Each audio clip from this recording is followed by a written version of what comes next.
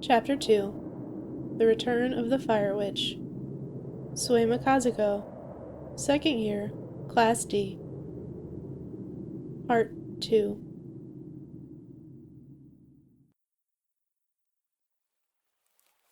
Say, Suema, what are murderers thinking? Kyoko suddenly asked me one day, late in fall, as we were on our way home from school. Why?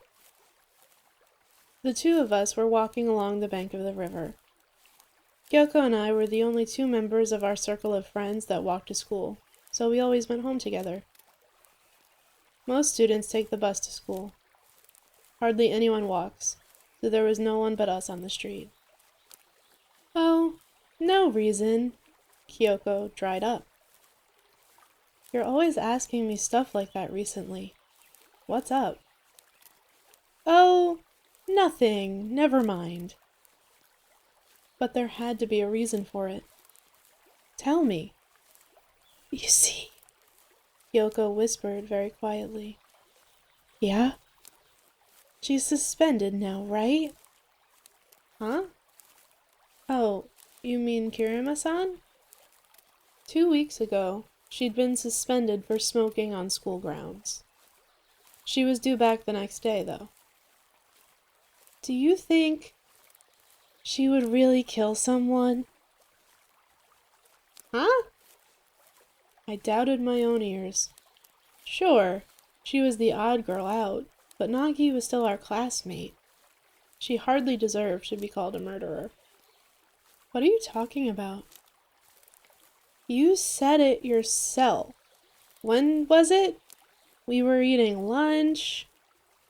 That had been a long time ago. I had completely forgotten. Did I? I might have. Do you really think so? Kyoko was creepily serious. Even if I did say that, it was just an example, I hastily explained. Kyoko's expression didn't change. The girl is scary. Well, I'll grant that she's not easy to get to know. She did something to this girl I know. She hasn't been the same since. Her voice trembled. She meant it. She wasn't kidding. Something. What? Threatened her, I think. For money? Kyoko shook her head. No, not money. She's rich, you know. Yeah, she has her own apartment. Then what? Kyoko didn't answer. Like anyone on Earth would, I told her that I could keep a secret, but she still didn't say anything. So I asked, does it have anything to do with why Kirima got suspended? I don't know. You don't know? I feel like she got herself suspended because of it, Kyoko said, but I didn't follow. Come to think of it, Nagi had not been suspended for smoking, but for having a cigarette in her lips. In the place where she'd been caught, the teacher's restroom. It would have been extremely strange if she had not been caught. A female teacher had found her, and Nagi had glared at her so fiercely that she fled and got a male teacher, making quite a fuss. She made no excuses or apologies. She never did. I had never once heard her say sorry during all the times that the teachers had yelled at her. One time, a teacher scolded her for staring out the window, and Nagi had curtly quipped, "You're boring." However, her grades were too good for the teachers to take any drastic measures. Still, she skipped a lot. We're not just talking leaving a bell early either. No, she would drop the whole day, never even come to school, for 3 days running. Yet when she came back, she knew everything that we had covered while she was gone, and she could answer any question that the teachers threw at her. Nobody knew what she did when she wasn't in school, and no one ever had the guts to ask. She was enigmatic and more than a little scary, so somewhere along the line her nickname became the Fire Witch. Word had it that this was because she knew some form of black magic, like the Karma Dance, which sounded plausible enough. Even so, it was hard to imagine that she had intentionally gotten herself suspended. Suspensions went on your permanent transcript. That's going a bit overboard, I told KeroQ, but she didn't answer. She stared up into the air, muttering, "She's gonna kill me." This I could not ignore. Why? What for? Suddenly, KeroQ's entire body shuddered once, then froze. Eee! I followed her line of sight. There was a girl standing on the road a short distance from us. She had been sitting on the bank and stood up when we approached. She wore an old, worn leather jacket and thick leather pants. There were metallic guards on her knees and elbows, like what bikers wear. Her slightly wavy hair was bound in a bandana, and beneath her eyebrows, her eyes were less glittering than gleaming.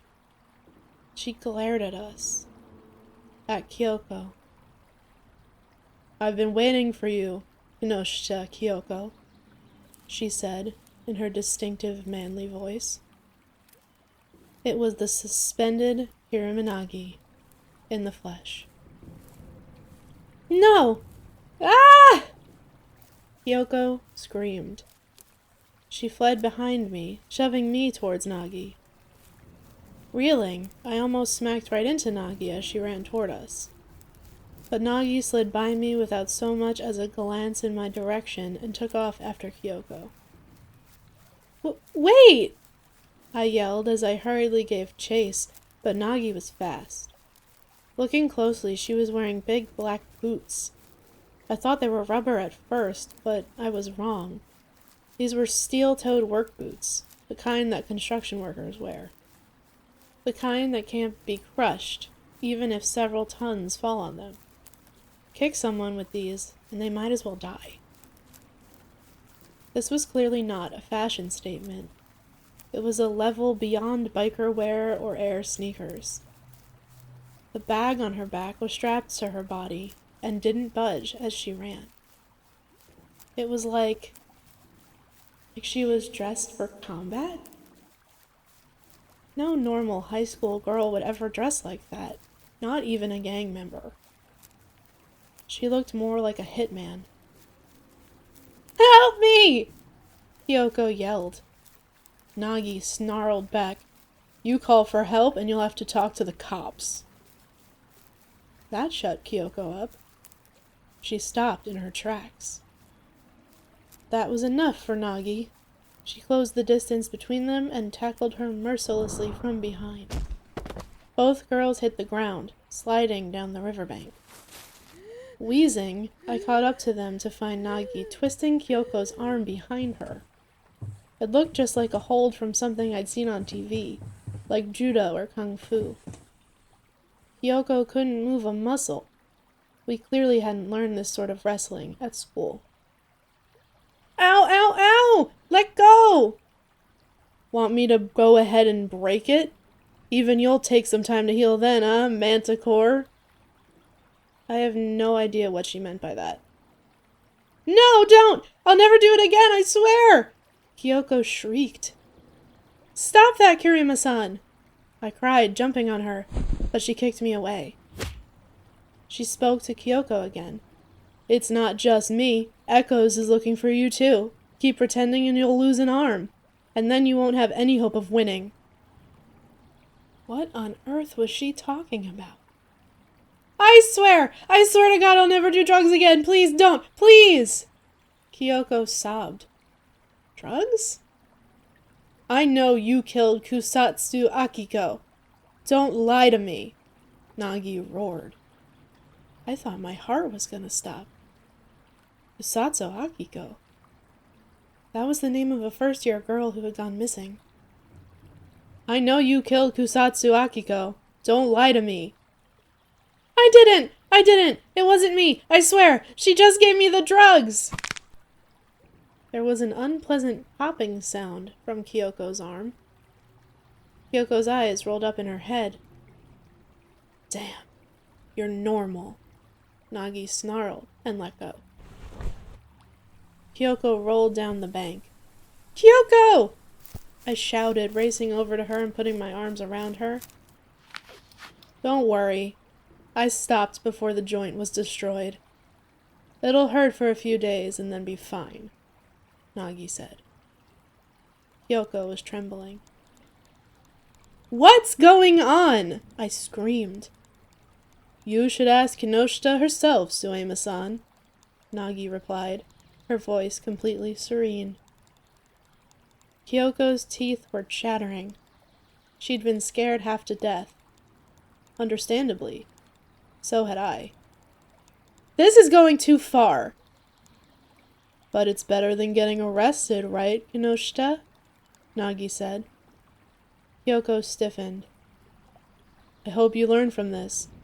Next time, you'll know better than to do stupid shit just because your friends do it. She turned to leave. Wait! I yelled. Nagi looked at me and said, Suema-san, maybe it's time to let go of what happened 5 years ago. Get too hung up on something like that, and it'll come back to haunt you. Her gruff voice matched her boyish face perfectly, but that wasn't the problem. How did she know I'd nearly been murdered 5 years ago? Hold on a minute. I tried to stop her, but the fire witch stalked away without another word.